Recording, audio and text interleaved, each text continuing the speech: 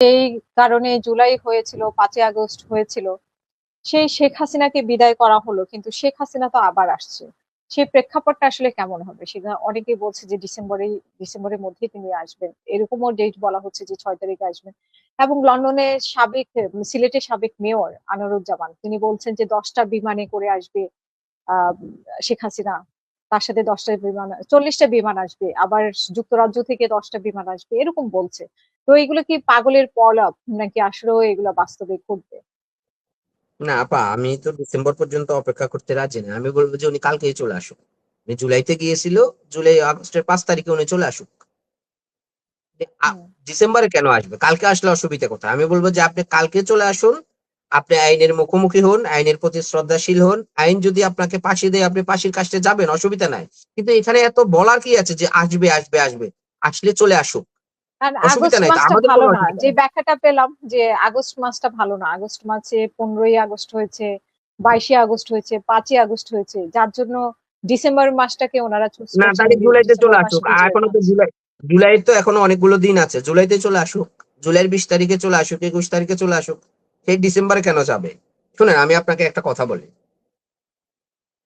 যারা মসজিদের ইমাম নিয়ে পালিয়ে যায়, তারা আর কখনো ফিরে আসে না। আপনি পৃথিবীর ইতিহাসের রাজনীতিগুলো থেকে দেখতে পারেন। আমি আপনাকে এখানে আমার ছোট্ট রাজনৈতিক অভিজ্ঞতা থেকে বললাম, শেখ হাসিনা বাংলাদেশে কখনোই আসবে না।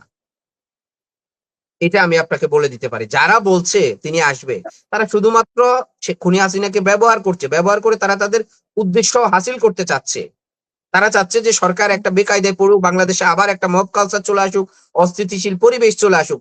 কিন্তু আমি আপনাকে এটা চ্যালেঞ্জ করে বললাম, এই সরকারের প্রধানমন্ত্রী খুব দূরদর্শী এবং খুব ঠান্ডা মাথায় সরকার পরিচালনা করছেন।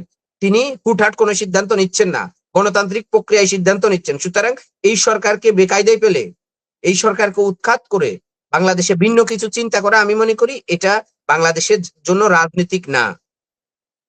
আমরা বলেছি যে 5ই আগস্টের আগে যে রাজনীতি ছিল, আমরা কথায় কথায় শুধু সরকার উৎখাত করব, সেই রাজনীতি থেকে আমরা ফিরে এসেছি। সত্যিকার অর্থে কি আমরা ফিরে এসেছি? আমরা সরকারকে সহযোগিতা করব এই 5 বছর। আমার জন অধিকার পার্টি যদি ভালো করে, মানুষ আমাকে ভোট দিবে, আমি সরকারের ক্ষমতায় যাব। আমরা এই হুম। রাজনীতির কথা বলেছি জুলাই আগস্টে। তো এখন এই হুম। রাজনীতির কথা বলে যারা জুলাই আগস্ট সংগঠিত করেছে, তারা যদি এখন আবার বলে মিনিটে মিনিটে সরকারকে উৎখাত করে দিবে, সরকারকে উৎখাত করে দিলে কি হবে? আপনি ক্ষমতায় যেতে পারবেন? আপনার 5% মাইন্ডেড আছে? তাহলে কি হবে বাংলাদেশে? তার মানে আপনি বাংলাদেশকে ওন করেন না। আপনি ক্ষমতার জন্য যা ইচ্ছে তা করতে পারেন। এটা তাহলে হুম। তো খুনি হাসিনা আর তারা তো একই হয়ে গেল। যারা হুম। বাংলাদেশের মানুষকে বিশ্বাস করে না, যারা দেশপ্রেমিক না। বাংলাদেশে একটা গণতান্ত্রিক সরকার আছে এখন। এই সদ্য হুম। মাত্র ভোট হয়েছিল, এখনো হাতের কালিও শুকায় নাই।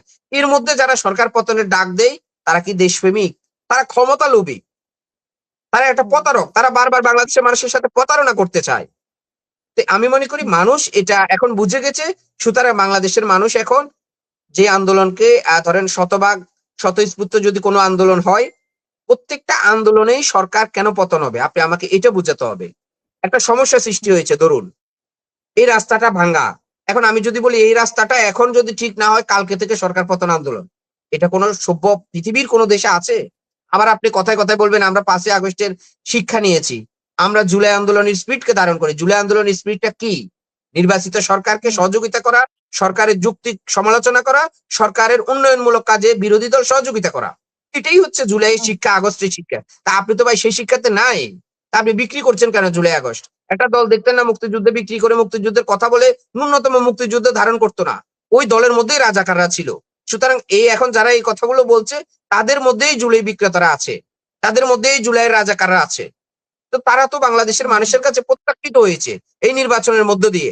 এখন যদি তারা এই ধারার রাজনীতি করে, জুলাই বিক্রি করে, স্টানবাজি করে, আগামী নির্বাচনেও তারা প্রত্যাখ্যিত হবে, আমি আপনাকে বলে দিলাম। যদি তারা না শুধরায়, এখনো তাদের সময় আছে সরকারের উন্নয়নমূলক কাজে সহযোগিতা করা, সরকারের যুক্তির সমালোচনা করা। এটা না হুম। করে হুম। যদি কথায় কথায় যদি তারা সরকার পতনের ডাক দেয়, আমি মনে করি খুব সুখকর হবে না। সেটাই এটা আমি আপনাকে সুখকর হবে স্পষ্ট না। জি। ভাষায় বলতে পারি।